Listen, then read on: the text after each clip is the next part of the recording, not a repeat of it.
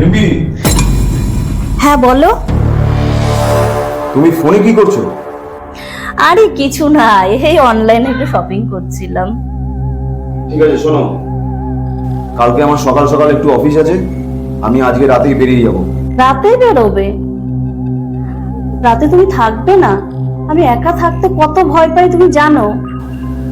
ভয়ের কি আছে?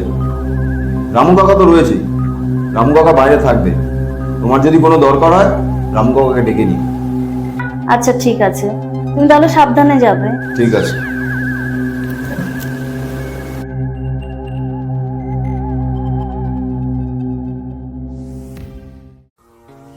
আচ্ছা রিম্পি, বলো। এভাবে আমরা আর কতদিন লুকিয়ে চুরি দেখা করবো বলতে পারো?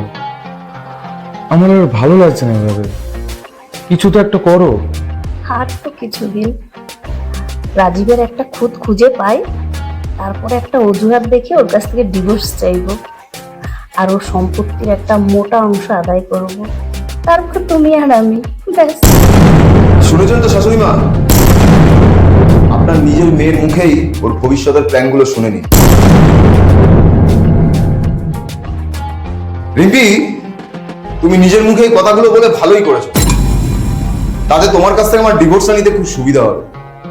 আমি তোমার এই ভয়েস রেকর্ডটা কোর্টে পেশ করব, যাতে তুমি মেয়ে বলে রেহাই না পাও। মানছি মানছি আমি ভুল করেছি, তাই বলে তুমি আমার মাকে। হ্যাঁ করেছি, বেশ করেছি। কারণ জানো, একটা ছেলে যখন অন্যায় করে না, তখন এই সমাজ, মেয়ের বাড়ির লোক সবসময় ছেলেটার দিকেই আঙ্গুল তোলে। তাই তোমার মাকে চোখে আঙ্গুল দিয়ে দেখিয়ে দিলাম যে তাদের বাড়ির মেয়ে কিরকম। আর শোন, তোর সব খবর আমি নিয়ে নিয়েছি। তুই কোথায় থাকিস, কি করিস, তোর চরিত্র কিরকম। তাই এখানে থাকবি থেকে পুলিশের কাছে যাবি, নাকি এখান থেকে বেরোবি? আমাকে শেষবারের মতো ক্ষমা করে দাও রাজীব। মানছি আমি অনেক ভুল করেছি, আমাকে শেষবারের মতো ক্ষমা করে দাও। আর কোনোদিনও এই ভুল আমার হবে না।